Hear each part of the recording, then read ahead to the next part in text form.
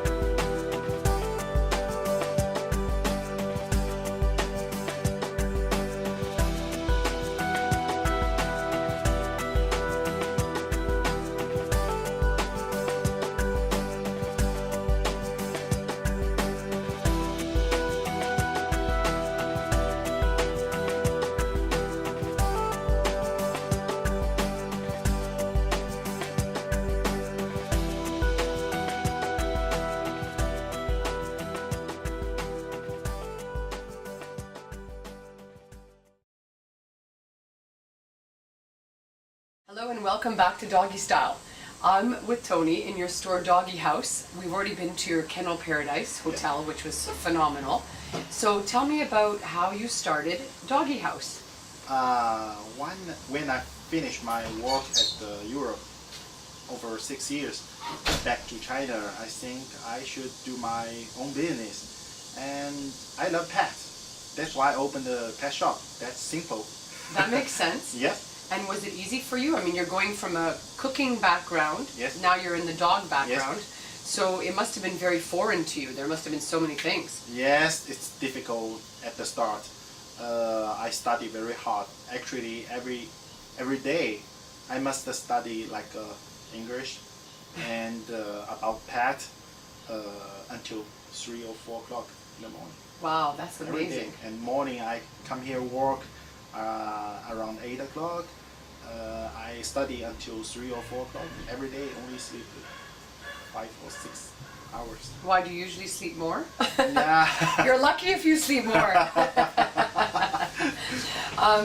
But I mean, the dedication and opening something like this, when you feel something so passionate in your heart to do it, which you obviously did, because you were very famous. You were an incredible chef before. Yes. Now, opening the pet store in China, we're in Shanghai, by the way. Yes. Was it difficult, the process, or was that easy? It's easy, not difficult. Good. Yeah, it's easy. So that made it worthwhile. Yeah. We don't need any like a license, or because in China only need to sell dogs need the license. Right. The pet store you don't need license, just normal license. Oh, that's awesome. And how did you feel 7 years ago to now? I mean, was it as busy before? Were there as many customers? Did as many people have dogs before as they do now? There's a lot of dog because here's the expat communicating. Expat, by the way, means foreigners, non-Chinese people that leave their own countries and come to China. Yeah. So here has a lot of dog, and because foreigners they bring their dog from their country. They living here around 3 or 5 years, so they need their dogs, and their dogs need them. Oh, that's so the nice. dogs come here, and here have many dogs when we open the store. Yeah, which is great. And does it get busier every year? Are more people getting dogs now, or? It's almost same because the foreigners they will come here and they will go back. Right. So yeah. only these dogs. So number of these dogs. So some dogs leaving, some dogs coming. Now, what about the Chinese people that live in China, in Shanghai proper? Do they have dogs? Yeah, they have dogs a lot. Most of them is the small dog, like a poodle, like a small Bichon Frise, something like that. Yeah. Yeah, they're easier to handle. So Yeah. they think, although they do require a lot of exercise and attention as well, though. Yes. And you also have a grooming salon. Yes. How about that? Are you very busy in the grooming salon there? Yeah, we are busy. We're busy, and every day around 20 dogs. 20 dogs? Yeah. That's a lot of dogs. That's Yes. awesome. And how much do you usually charge on average for a groom here? Like a 10 pounds dog. Yeah. I think around 80 or 100. long hair, short hair. That's awesome. People at home, that's about 16, 18 American dollars. So that's incredible. We pay up to $100 for a Yep. 10-pound dog in some places. But I think it's too cheap for the hard working with the pets. It's too cheap because we cannot pay more salary for the groomers. If I can charge more, I can pay more for them.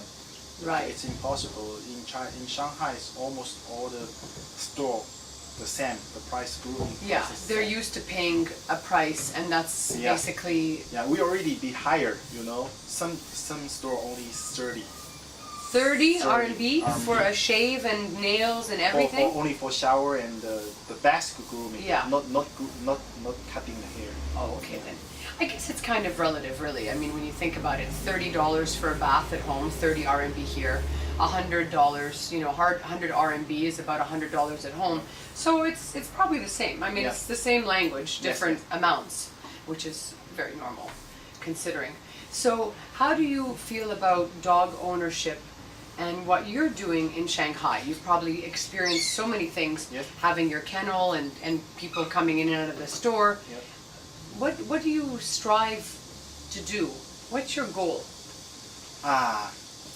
In China, before the dog is not a pet. I think 10 years before. I think it's 10 years before it start. The dog become a pet in the home. Before it's just the dog on the street and just guard the garden, guard Guard the dog, home.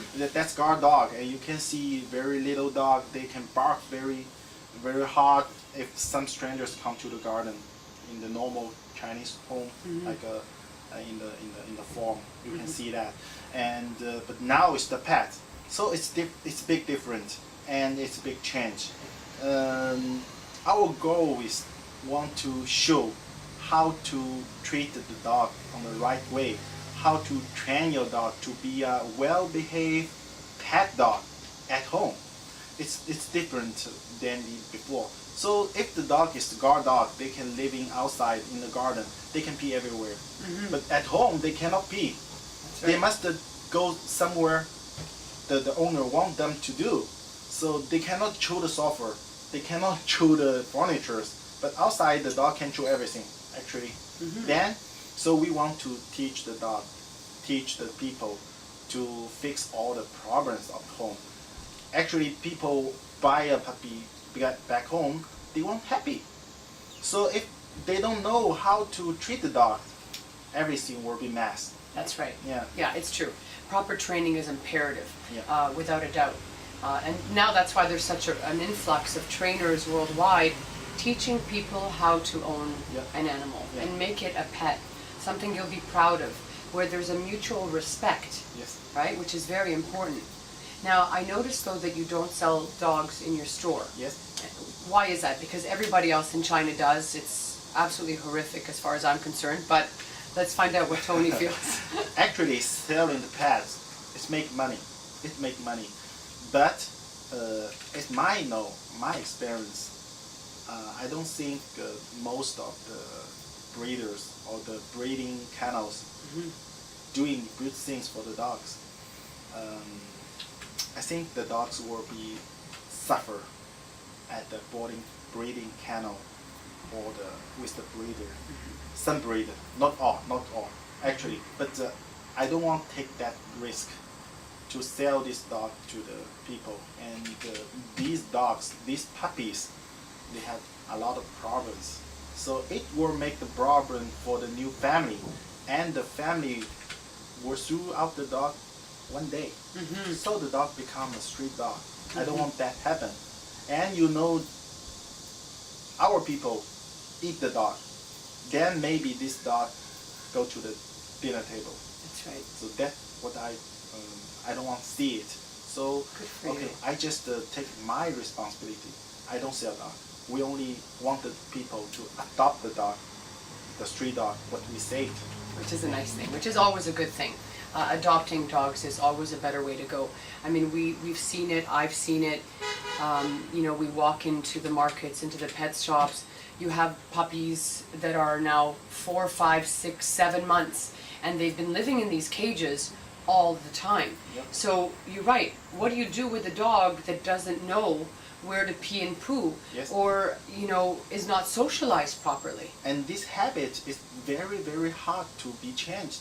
You must be professional, and you must pay a lot of attention to your dog. You must spend time, you must cost the money for the trainer. So that's a lot. That's too much. That's too Yeah. much. Yeah, so it's much better if you're going to get a dog, especially here. Although you don't have any shelters in China, we know that. Yeah. So if somebody wanted to rescue a dog or a Yes. cat, where would they go to do that? I know you rescue dogs and Yes. cats, so they could come and adopt them from you. Yes. But other than you, how would somebody find a rescue dog? If people just go street, they found a dog. Just have a walk. Yeah. Too many. There's too many. Yeah. So they will take the dog back home, and they will do all the medical treatment. There's few animal rescue group in China, in Shanghai. So they will have the adoption day. Oh, that's nice. Yeah, they will have the adoption day. Oh, So good. everyone can bring the dog to the adoption day to see who is love my dog. So this dog can be available for adoption. And these dogs are all must be vaccinated, warmed, and if the dog is already adult, the dog need to be fixed. Right, which brings us to our next Yeah. topic, the neutering, spay and neutering issue. Here in China, as we've discussed in other shows, you know, a lot of people are not doing it. Most people don't. I know the government is now trying to support that a little bit, Yeah. okay, which is great. So, how do you feel about that? You know, the spaying and neutering and the myth around dogs do not have to be. Yep. First of all, I think the neutering is good for the dog's healthy. This is first of all. And the others, we can control the dog. Don't be a bad dog. Because sometimes if the male dog didn't be fixed, they will be aggression. Right. They were fighting with other dogs, even bite the people. This is dogs. Sometimes the hormone control everything. Of course. Yeah, Just so- like us. Yeah, that's better. That's better to do it. That's better to do it. And the last, you can control the number of the street dogs. Yeah. Yeah. And this is the most important thing. Yeah. Control. You know, having mutual respect for each other, controlling the population on the planet, and basically having a more harmonious life with nature. Yes. And not seeing so much abuse and horrible things that happen out there to these poor living creatures that they just keep getting bred and killed, and that's just bad karma, as we say in our Buddhist language. Yeah, there's life. Actually, they are life. Not only a dog, they are life. You know, Tony, I feel like you're my brother from another mother and father. You know, and you share so many of the same views as I have, and we come from such extreme different parts of the world.